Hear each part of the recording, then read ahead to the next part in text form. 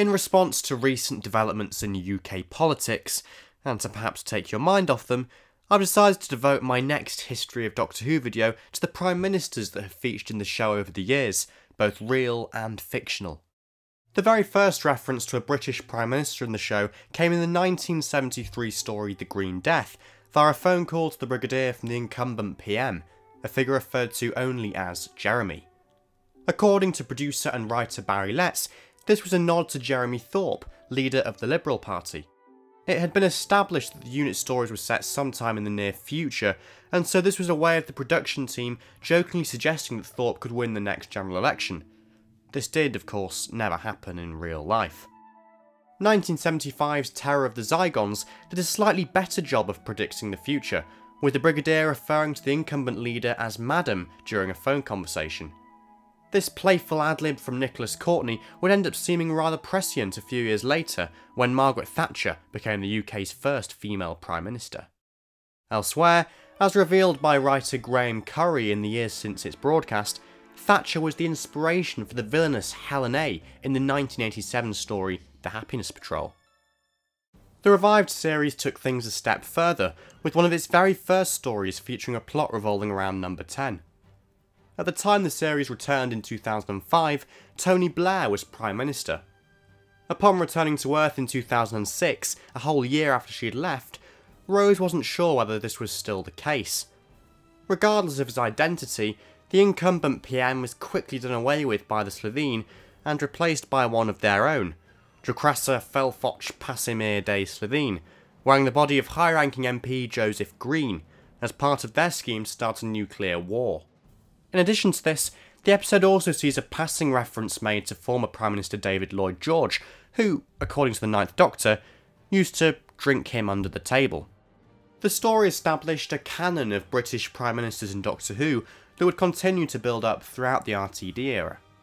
Harriet Jones, MP for Flydale North, oh, yes, you know who she is, makes her debut, and the stage is set for her to take over as PM following the events of this story, filling the gap created by the Slovene. According to the Ninth Doctor, she was elected for 3 successive terms, the architect of Britain's Golden Age. Harriet appeared again in that year's Christmas special, The Christmas Invasion, now in power after winning a landslide majority. According to Jackie, she was 18 quid a week better off thanks to Harriet, who also oversaw the launch of the Guinevere 1 space probe during her time in office. However, her tenure was cut short when the newly regenerated 10th Doctor, infuriated by her decision to gun down the Sycorax ship, brought about her demise with 6 oft-quoted words. "Don't you think she looks tired?" In Rise of the Cybermen, Mickey speculates that the parallel world the TARDIS has landed on could be one where Blair was never elected. This prediction turns out to be somewhat true.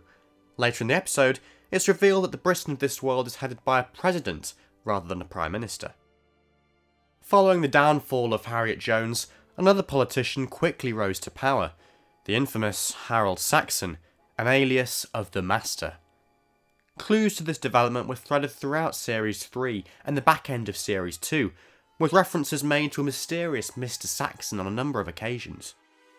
It's fair to say that the Master made some pretty questionable decisions during his time in office, not least inviting the alien Toclophane to slaughter the American president and 10% of the Earth's population. Fortunately, the year in which he was in power was erased from history. Now if only we could do that in the real world too. Series 4 finale The Stolen Earth saw the return of Harriet Jones, who, since being deposed, had set up the Subwave Network, a means of contacting the Doctor at times of crisis for the planet Earth. In order to extend the signal to the Doctor in the Medusa Cascade, Harriet was forced to sacrifice herself to the Daleks, seen by some as a way of her achieving redemption for her past actions. What you might not know about this story is that it was at one time going to feature another Prime Minister. The writer's tale recounts of an early draft of the episode in which PM Aubrey Fairchild comes face to face with a Dalek saucer before being exterminated by one of the creatures. Ultimately, this scene was deemed too costly to shoot. Fairchild did live on, however, making an appearance in the spin-off book Beautiful Chaos. One final RTD Prime Minister appeared in Torchwood Children of Earth. The the brutal Brian Greene, who oversaw negotiations with the 456 and condemned John Frobisher's children to death. If you're a fan of RCD's Prime Ministers, I'd highly recommend watching his latest series, Years and Years, if you haven't already, which stars Emma Thompson as a ruthless, populist leader who very quickly rises to power. The 2010 story, Victory of the Daleks, added a retro Prime Minister to the show's roster, marking Winston Churchill's first appearance in the Doctor Who universe. What's more, the story revealed that this wasn't the Doctor's first meeting with Churchill. In fact, the pair had enjoyed a number of previous adventures together, some of which have since been depicted in the Big Finish audio drama series, The Churchill Years. Subsequent to this story, Churchill also appeared briefly in The Pandorica Opens and The Wedding of River Song. An unnamed Prime Minister was mentioned in passing in the Series 9 opener The Magician's Apprentice, when Unit offers to put a surprise Mr. Dunlop through to them if he's unable to get hold of Clara. In the real world, David Cameron was Prime Minister at this time. In the following season's Knock Knock, set in 2017, the Doctor asks the mysterious landlord who the current Prime Minister is, suggesting Margaret Thatcher, Harriet Jones, Wilson, Eden. The fact that he is unable to answer this question confirms the Doctor's suspicion that the landlord is somewhat anachronistic and alarmingly out of touch with the real world. Of course, the right answer is Theresa May, who, in the real world, has gone on record as saying that she enjoys watching Doctor Who on Christmas Day. In the same year, 10 Downing Street appeared in the teaser for the 13th Doctor announcement, very briefly prompting speculation that May herself had been cast as the new Doctor. This was, of course, proved wrong a few days later. On the whole, I think it's fair to say that UK Prime Ministers haven't fared too well in Doctor Who. Practically every PM we've seen has made some questionable decisions, often prioritising the so-called greater good and showing very little regard for human life.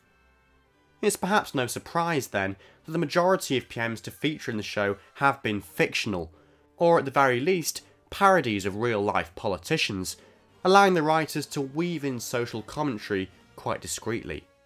Harold Saxon and Brian Greene are amongst the most callous, with Harriet Jones being more of a mixed bag, ambitious, loyal and determined, if a little too stubborn, but ultimately heroic in the end.